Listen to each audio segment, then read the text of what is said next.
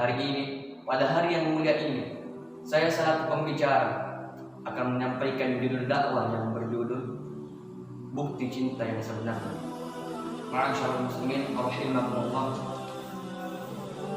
Namun sebelum itu perlu semua kita ketahui bahwa bukti cinta yang sebenarnya yang saya maksud di sini bukan cinta kepada orang tua, bukan cinta orang tua terhadap anaknya, bukan cinta kita kepada diri kita sendiri.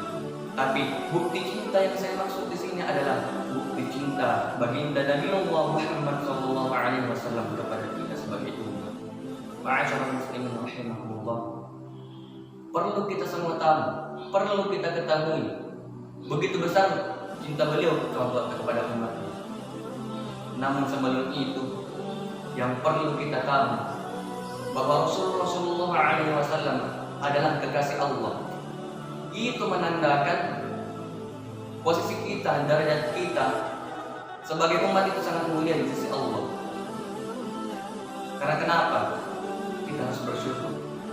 Itu menandakan derajat kita, posisi kita, kedudukan kita itu sangat tinggi di sisi Allah Subhanahu wa taala. Seorang guru pernah berkata kepada saya, saking tingginya derajat kita sebagai umat, sampai-sampai Nabi Adam alaihissalam iri dengan kita sebagai umat Rasulullah SAW. Tapi itu dulu. Kenapa saya dulu? Karena kita lihat zaman sekarang, coba kita lihat zaman sekarang, banyak orang yang mengaku berstatus La ilaha illallah Muhammadar Rasulullah. Banyak orang yang mengaku bahwa Allah adalah Tuhan, bahwa Allah adalah Tuhannya. Banyak orang yang mengaku Rasulullah SAW, Nabiullah Muhammad SAW sebagai nabinya.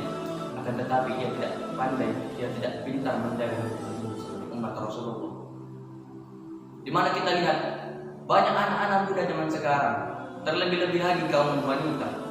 Banyak wanita zaman sekarang yang tidak malu lagi memperlihatkan auratnya di depan orang yang bukan mahram. Padahal ia tahu bahwa dia adalah umat dari Rasulullah SAW. Lantas di mana kesyukuran mereka sebagai umat Rasulullah SAW? Ma'asyiral muslimin rahimahumullah. Suatu kisah ketika Rasulullah SAW naik di suatu mimbar. Kemudian dia berkata kepada para sahabat, di depan saya ada haud, depan saya ada telaga. Nanti yang minum dari sini, kata Rasulullah, adalah saudaraku.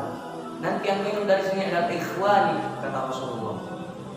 Kata para sahabat, apakah kami ya Rasulullah?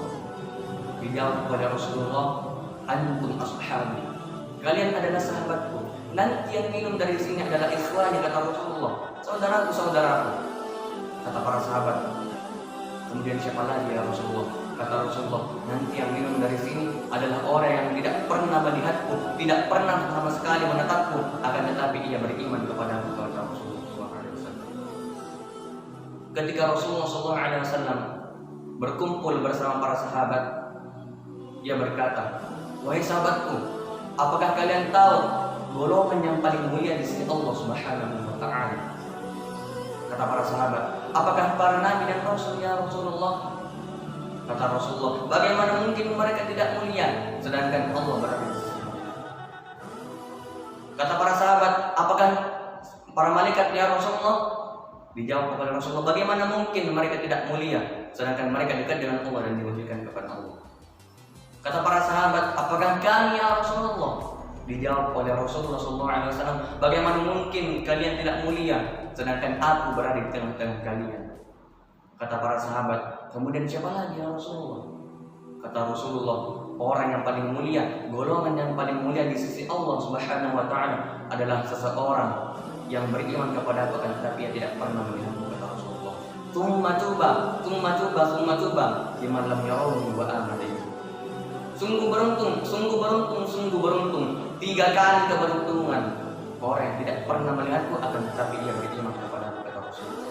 Semoga kita semua termasuk dalam perkataan beliau. Amin ya rabbal alamin. Ma'asyiral muslimin rahimahullah. Kala beliau menyebutkan ketika para nabi dan rasul berkata, nafsi, Diriku sendiri, jiwaku sendiri, aku tidak bisa nolong kalian. Ketika para nabi dan rasul berkata, ketika para nabi dan rasul tidak bisa menolong kita, maka ketahuilah ada seseorang yang senantiasa mengingatmu. Ada seseorang yang senantiasa mengingatmu. Beliau adalah seseorang yang pernah tertusuk duri. Pipi beliau ini pernah tertusuk duri dan kita sebagai umatnya. Beliau adalah seseorang yang rela dilempari kotoran. Wajah beliau ini pernah dilempari kotoran dan kita sebagai umat.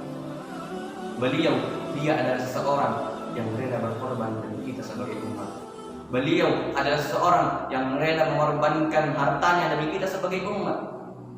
Beliau adalah seseorang yang rela mengorbankan keluarganya demi kita sebagai umat. Beliau adalah seseorang yang rela mengorbankan dirinya, rela mengorbankan jiwanya demi kita sebagai umat. Lantas bagaimanakah sikap kita terhadap umat Rasulullah SAW? Ketika para nabi dan rasul tidak mampu, tidak bisa menolong kita, maka ketahuilah Muhammad ibn Abdillah, Rasulullah SAW memohon kepada Allah, sujud kepada Allah, bertekuk lutut kepada Allah. Beliau berkata, "Ya Allah, aku tidak minta pengampunan untuk diriku sedikit pun. Wala Hamzah, wala Fatimah. Aku tidak minta pengampunan untuk Hamzah ya Allah. Aku tidak minta pengampunan untuk Fatimah ya Allah. Aku cuma meminta pengampunan untuk umatku ya Rasulullah." Begitu masyhur, begitu indah terdengar dari Muslim, begitu indah terdengar dari begitu indah terdengar dari lisan beliau. Atas kita sebagai umatnya, bagaimana sikap kita terhadap Rasulullah SAW? Ma'asyiral muslimin rahimakumullah, mungkin demikian yang dapat saya sampaikan. Yang dari kesimpulannya, marilah kita senantiasa menjaga ajaran-ajaran beliau, menjaga sunnah-sunnah beliau, menjaga agamanya, dan marilah kita senantiasa memperbanyak salawat kepada beliau, memperbanyak salawat kepada Rasulullah SAW. Kata Rasulullah, "Man shalla 'alaihi salatan wahidah, sallallahu alaihi wasallam."